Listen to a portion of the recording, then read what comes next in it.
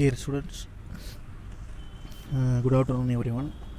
Today we discuss about the topic mutual inductance between two long coaxial solenoid அப்படின்னு சொல்கிறோம். ஓகேங்களா? The mutual inductance between two long coaxial solenoidsனா என்ன? What is the meaning that? Already last class we discussed about the topic mutual inductance. That is when a current carrying coil moving current carrying coil when applying current, it can producing magnetic flux. The magnetic flux is affected should be the neighboring nearest coil, that is known as mutual inductance. Okay, what I told you understand or not? மறுபடியும் ஒருத்தர் தமிழில் சொல்கிற பாருங்க. ஒரு coil இருக்குது அப்படின்னா அந்த காயிலில் வந்து என்ன பண்ணுறோம், n நம்பர் ஆஃப் டர்ன்ஸ் இருக்கும். இந்த n நம்பர் ஆஃப் டர்ன்ஸ் வழியாக கரண்ட்டு அப்ளை பண்ணுறப்போ என்ன ஆகுது, the nearest neighboring coil வழியாக அந்த பர்டிகுலர் காயிலில் மேக்னெட்டிக் ஃப்ளக்ஸ் ப்ரொடியூஸ் ஆகும். இந்த magnetic flux the nearest neighbouring காயிலில் போய் அஃபெக்ட் பண்ணுது அப்படின்னு சொல்லி பார்த்தோம். இதை பேஸ் பண்ணி மியூச்சுவல் இண்டக்டன்ஸ்னால் என்ன அண்டு ஹென்ரினா என்ன, மியூச்சுவல் இண்டக்டன்ஸு அதாவது கரண்ட் கேரிங் சொலினாய்டு அப்படின்னு சொல்லிட்டு இதுக்கு முன்னாடி டாபிக்ஸ்லாம் பார்த்தோம். இங்கே இருக்குது பாருங்கள், இது இந்த diagram first coil second coil the magnetic N2 pi 2, N2 na second turns, pi 2 na it is also second magnetic flux. I1 is nothing but first magnetic first I1 is nothing but current flowing in first coil அப்படின்னு சொல்லிட்டு the first coil second coil difference எல்லாம் already நம்ம பார்த்தோம். ஓகேங்களா? இதை base பண்ணி தான் இந்த மியூச்சுவல் இண்டக்டன்ஸு சம் கான்செப்ட் எல்லாத்தையுமே சம் ஐடியாஸ் எல்லாமே பார்த்தோம். இந்த லாஸ்ட் கிளாஸில் இந்த டாபிக் டிஸ்கஸ் பண்ணிட்டோம் பாதி. அதாவது mutual inductance between two long coaxial சொலினாய்ட்ஸில் வந்து என்ன பண்ணேன்னா ஒரு ஆஃப் கொஸ்டின் நான் வந்து திட்ட சொல்லிட்டேன். மீதி ஆஃப் தான் என்ன பண்ணல, டைம் அதிகமாகிடுச்சுன்ட்டு சொல்லலை. ஆக்சுவலாக இங்கே வந்து பார்த்திங்கன்னா consider two long coaxial solenoid அப்படின்னு சொல்கிறோம்.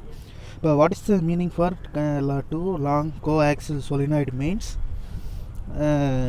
என்ன சொல்லலாம், அது ஒரே சேம் ஆக்சிஸை பேஸ் பண்ணி டூ சொலினாய்ட்ஸை கன்சிடர் பண்ணுறோம். ஓகேவா? ஃபஸ்ட்டு சொலினாய்ட்னா என்னென்னு தெரிஞ்சிங்க, n number of turns of the coil அப்படின்னு சொல்கிறோம். Here two long coaxial solenoid அப்படின்னா ஒரே ஆக்சிஸை பேஸ் பண்ணி டூ சொலினாய்ட்ஸ் இருக்குது. இட் ஹேவிங் என்னது same length, but one is என்னது ஸ்மாலாக இருக்குது, பட் அனதர் ஒன் இஸ் என்னது பெரிய சைஸில் இருக்குது அப்படின்னு சொல்கிறோம். The length of this solenoids large when compared to the radius அப்படிங்கிறத என்ன சொல்கிறாங்க, ப்ளூரல் ஃபார்மில் ரேடி அப்படின்னு சொல்கிறோம். Radii so that the magnetic field produced inside the solenoid is uniform and the fringing effect that ends may be ignored அப்படின்னு சொல்கிறோம். ஆக்சுவலாக இதுக்கு இந்த ஃபஸ்ட்டு இந்த பேராக்கு நான் மீனிங் லாஸ்ட்டில் சொல்லிட்டேன், பட் இப்போ இன்னொரு தடவை சொல்லிடுறேன். லென்த்து வந்து என்னது அப்படின்னா ரொம்ப மேக்ஸிமம் லென்த்து வந்து என்னவாக இருக்குது, ரொம்ப மேக்ஸிமமாக இருக்குது. எதை கம்பேர் பண்ணுறப்ப, இந்த ரேடியஸை கம்பேர் பண்ணுறப்ப. எதோட ரேடியஸ் அப்படின்னா சொலினாய்டோட இந்த ரேடியஸ் இருக்கு இல்லையா, இந்த radius that is area of each turn அப்படின்னு சொல்கிறோம்.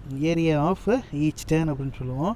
அதில் வந்து ஏரியா ஆஃப் ஈச் டேர்னில் சென்டர் ஆஃப் த பாயிண்ட்லேருந்து அந்த சர்க்கிள் வரைக்கும் என்ன பண்ணலாம்னா we can consider this is இப்போ ஒரு சொலினாய்டுன்னு வச்சிங்களேன், இந்த பாயிண்ட்லேருந்து இது வரைக்கும் இது வந்து என்ன சொல்லணும், ரேடியஸ் அப்படின்னு சொல்கிறோம்.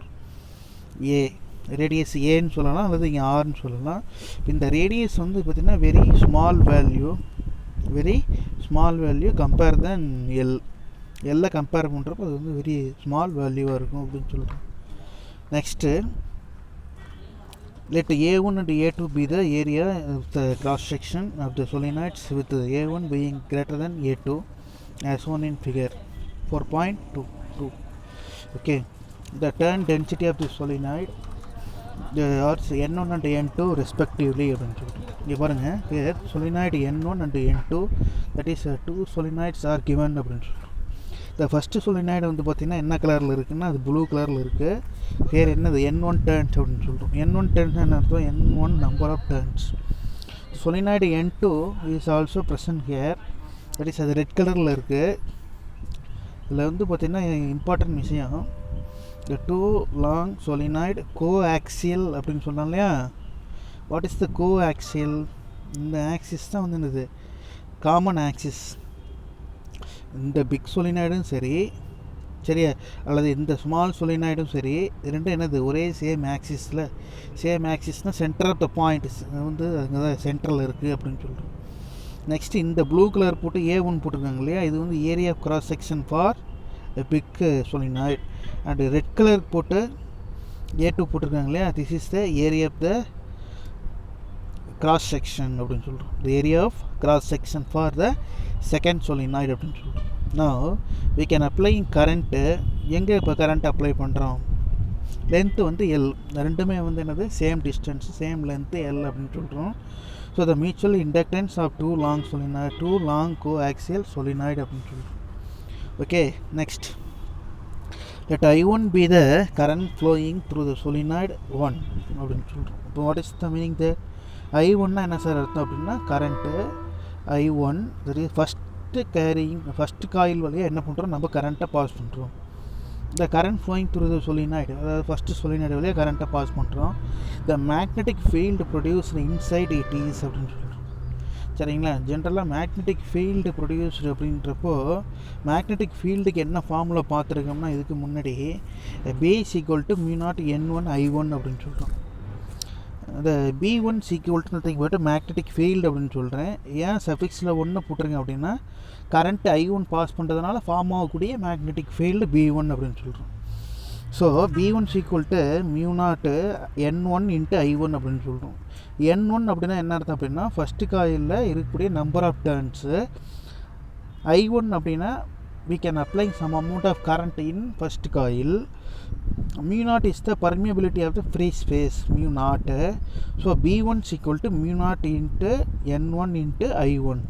ஸோ அப்ளை பண்ணக்கூடிய கரண்ட்டு, அங்கே இருக்கக்கூடிய நம்பர் ஆஃப் டர்ன்ஸு, அங்கே இருக்கக்கூடிய ஃப்ரீ ஸ்பேஸ், இதை மூணையும் பேஸ் பண்ணி அங்கே என்ன இருக்கும், டோட்டல் மேக்னெட்டிக் ஃபீல்டு ஃபார்ம் ஆகும். எங்கே மேக்னெட்டிக் ஃபீல்டு ஃபார்ம் ஆகுதுன்னா, இன்சைடு த ஃபஸ்ட்டு காயில் அப்படின்னு சொல்கிறோம்.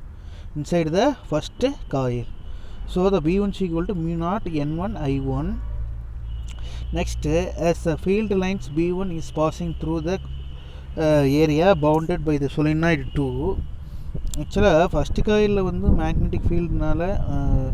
மேக்னெட்டிக் ஃபீல்டு ப்ரொடியூஸ் ஆச்சுன்னா, ஹியர் ஆல்சோ என்னது செகண்ட் காயில்லையும் என்ன ஆகுது, மேக்னெட்டிக் ஃபீல்டு அங்கேயும் ஃபார்ம் ஆகும் அப்படின்னு சொல்கிறாங்க. ஏன்னா இது ரெண்டுக்கு என்னது காமன் சேம் ஆக்சிஸ், கோஆக்சியல் இருக்குது.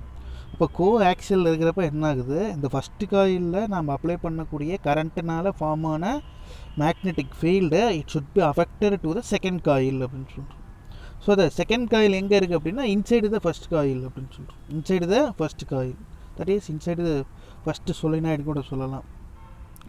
So that as the field lines B1 vector are passing through the area bounded by the solenoid 2, so the magnetic flux linked with each turn of the solenoid 2 due to the current solenoid L1 அப்படின்னு சொல்கிறோம். So here என்ன சொல்கிறோம்னா, π21 அப்படின்னு போடுறோம். இது ஏன் π21 போடுறோம் தெரியுதுங்களா? π21 ஏன் போடுறோம், பை போட்டு, phi is nothing but magnetic flux. Magnetic flux 2, அதாவது ஃபஸ்ட்டு காயில்னால செகண்ட் காயிலில் எவ்வளவு மேக்னெட்டிக் ஃப்ளக்ஸ் அப்படின்னு சொல்கிறோம். ஸோ ஜென்ரலாக பை = என்ன ஃபார்முலா அப்படின்னா, இன்டெக்ரல் ஆஃப் B × dA அப்படின்னு சொல்கிறோம். B × dA அப்படின்னு சொல்கிறோம். இப்போ ஃபஸ்ட்டு காயில்னால செகண்ட் காயிலில் மேக்னெட்டிக் ஃப்ளக்ஸ் அப்படிங்கிறப்போ என்ன பண்ணுறோம், இது ரெண்டு சேர்த்து என்னது டோட்டல் ஃப்ளக்ஸ் அப்படின்னு சொல்கிறோம். The total flux π21 = integral of A2. integral of A2 ஏன் போடுறோம் அப்படின்னா என்னது, இங்கே we can consider என்னது second coil, that is second சொலினாய்டாக கன்சிடர் பண்ணுறோம். அப்போ செகண்ட் சொலினாய்டில் ஃபார்ம் ஆகக்கூடிய டோட்டல் மேக்னெட்டிக் ஃப்ளக்ஸ் வேல்யூ எதோட எதை பேஸ் பண்ணியிருக்குன்னா, B1.dA வெக்டர் அப்படின்னு சொல்கிறோம். அப்போ இதுக்கு முன்னாடி டாப்பிக்கில் Faraday's law of electro magnetic induction எல்லாத்துலேயுமே பார்த்துருக்கோம். என்ன கவனிங்க, Faraday's law of electro magnetic இண்டக்ஷனில் π வெக்டர் = B.dA வெக்டர்னு பார்த்துருக்கோம். இது வந்து ஜென்ரல் ஃபார்முலா. ஓகேவா? இப்போ இங்கே வந்து பார்த்திங்கன்னா நம்ம அப்ளை பண்ணக்கூடிய ஃபஸ்ட்டு காயில்னால கரண்ட்டு வந்து என்னது மேக்னெட்டிக் ஃப்ளக்ஸ் ஃபார்ம் ஆகுது. ஸோ பை 2 போட்டு இந்த மாதிரி சஃபிக்ஸில் போட்டு 2 அதாவது 1 → 2ன்னு போடணும். இப்படி தான் போட்டு காமிக்கணும் டோட்டல் மேக்னெட்டிக் ஃப்ளக்ஸ். அங்கே வந்து பார்த்திங்கன்னா நம்ம கன்சிடர் பண்ணுறது வந்து என்னென்னா செகண்ட் காயிலில் ஹவு மச் அமௌண்ட் ஆஃப் என்னது total area of cross section A2 base பண்ணி how much amount of magnetic flux அப்படின்னு பார்க்குறோம். சரியா? அப்போ இது செகண்ட் காயிலில் total amount of magnetic flux அப்படிங்கிறப்ப அது எதை பேஸ் பண்ணியிருக்குன்னா ஃபஸ்ட்டு காயிலில் ஃபார்ம் ஆன magnetic flux and DA vector அப்படின்னு சொல்கிறோம். ஓகேவா? ஸோ இந்த வந்து என்ன சொல்கிறேன்னா B1 dot DA is nothing but interval of DA is equal to interval of DA equal to interval of DA equal to என்ன சொல்கிறோம்னா A அப்படின்னு சொல்கிறோம். ஓகேவா? ஸோ இதை என்ன பண்ணுறோம்னா B1 டாட்டு A2 அப்படின்னு B1 டாட்டு A2 அப்படின்னு சொல்கிறோம். ஸோ இந்த ஈக்குவேஷன் வந்து என்ன பண்ணுறோம் சிம்பிளிஃபை பண்ணிட்டோம்னா B1ஓட தீட்டாஸ் ஈக்குவல் டு 0 டிகிரி போடுறோம். அது தீட்டாஸ் ஈக்குவல் டு 0னா என்னது magnetic field and area of cross section both are என்னது perpendicular to each other. So thetas equal to என்னது சைன் தீட்டா வேல்யூ வந்து என்னது சின்ஸ் தீட்டாஸ் ஈக்குவல் டு 0ன்னு போடுவோம். அதாவது இங்கே வந்து மேக்னெட்டிக் ஃப்ளக்ஸும் ஏரியாவும் எப்படி இருக்குது நல்லா அண்டர்ஸ்டாண்ட் பண்ணிக்கிங்க. இங்கே ஏன் வந்து தீட்டா வந்து 0 போட்டுருங்க அப்படின்ட்டு மீனிங்.